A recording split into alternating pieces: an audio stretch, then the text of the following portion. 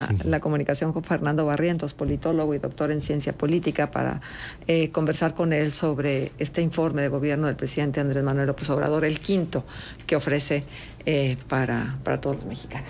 Sí, y ya tenemos en la línea al doctor Fernando Barrientos, politólogo, pues para tratar de retomar ya la conversación.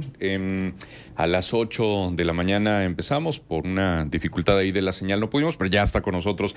Fernando, gracias por estar, y bueno, retomamos el planteamiento. ¿Qué destacar y sobre todo cuáles son los grandísimos pendientes de este quinto año de gobierno? Buenos días otra vez. Gracias, buenos días. Y otra vez la comunicación. Bueno, yo creo que 3 puntos son muy importantes.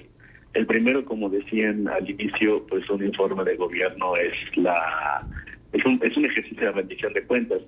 El problema es que este ejercicio de rendición de cuentas cada vez se ha ido, digamos, distorsionando y se ha convertido más en un proceso de propaganda política, comunicación gubernamental, simplemente, ¿no? Entonces, digamos que se ha distorsionado el fin para el cual se había diseñado. Aunque, pues también es cierto que hay un informe técnico que se entrega a la Cámara de Diputados y ahí se hace un desglose y un análisis por cada área, pero pues hasta ahora quedamos, digamos, hay muy poco que la ciudadanía conoce de ese proceso. Segundo, que a diferencia de otros gobiernos, regularmente el quinto año de gobierno, el quinto informe, era como que el cenit del periodo de gobierno del presidente en turno, en el cual esta persona o quien estaba en el poder, pues digamos, destacaba los grandes logros de su administración.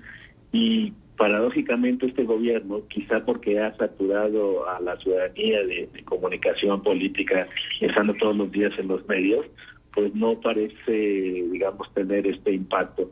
También tomemos en cuenta que lo que ha acaparado la atención de la opinión pública y de los medios de comunicación ha sido el proceso de designación de los coordinadores de los frentes, ¿no? Tanto de Morena como el de PRI, PAN, PRD. Entonces, mi punto de vista es que, a diferencia de otros años y otros presidentes, este informe está siendo un poco opacado por otras circunstancias políticas, ¿no? Sí. Sí. Sí, no, y decíamos también, Fernando, sobre todo en el contexto donde la sucesión presidencial pues ya está en marcha, ¿no? Sí, ese es un problema que el presidente precisamente, pues él lo lanzó, ¿no? Pero hay algunas cuestiones que supongo que sabemos que no va a dar el informe o su mensaje más bien a la nación, no lo va a hacer en el Palacio Nacional o en otro ámbito institucional, sino lo va a hacer en Campeche como una especie como de inauguración del Tren Maya, pero precisamente con un mensaje político, ¿no? Esta es una de las grandes obras de mi gobierno, y que vea la gente cómo está trabajando. Y creo yo que el balance, hay muchos elementos que tiene este gobierno actual que seguramente van a sobresalir, ¿no? El balance económico, el balance social, sobre todo creo que el balance sobre seguridad es negativo.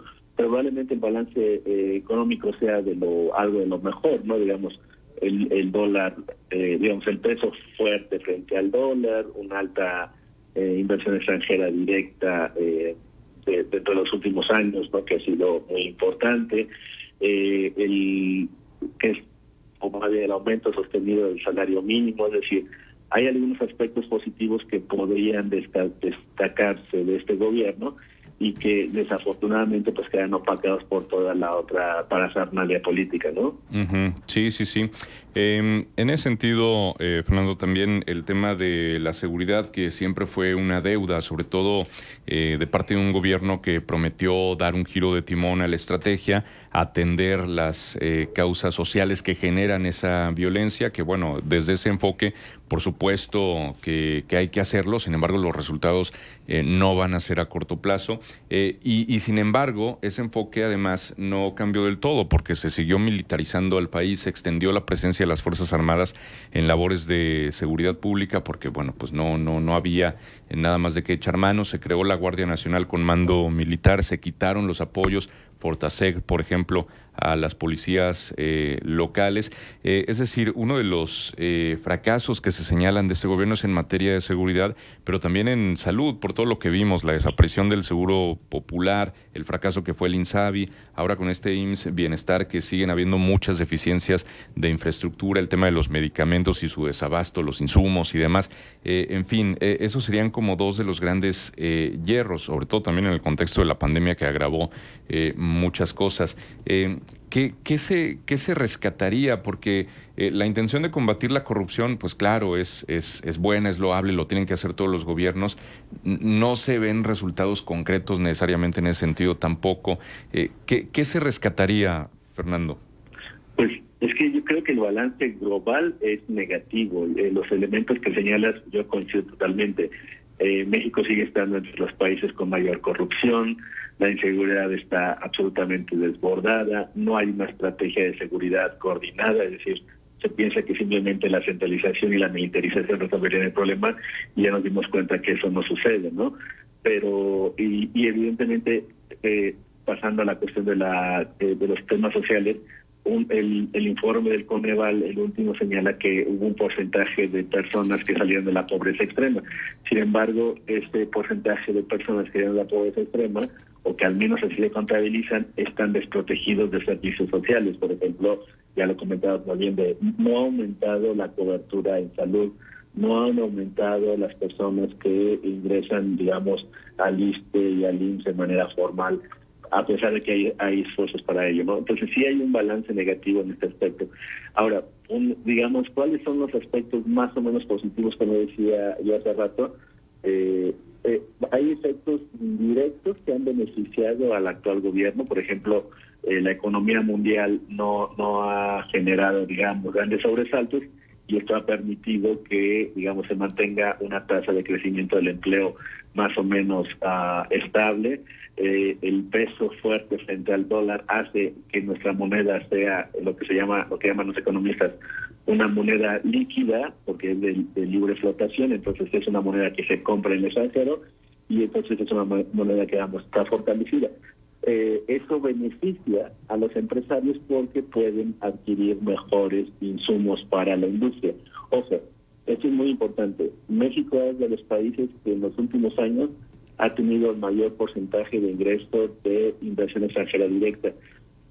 Si bien eso genera beneficios a la economía, pero esa inversión extranjera directa es de manufactura, es decir, las empresas vienen a México porque, a pesar de que ha aumentado el salario mínimo, pero el salario mínimo simplemente es una tara que no se aplica para todos, vienen a México porque la mano de obra es muy barata y porque en los estados también pueden aprovecharse de que no pueden o no necesariamente les obligan a dar seguridad social. Entonces, digamos, es un balance un poco, digamos, negativo en algunos aspectos, positivo en otros.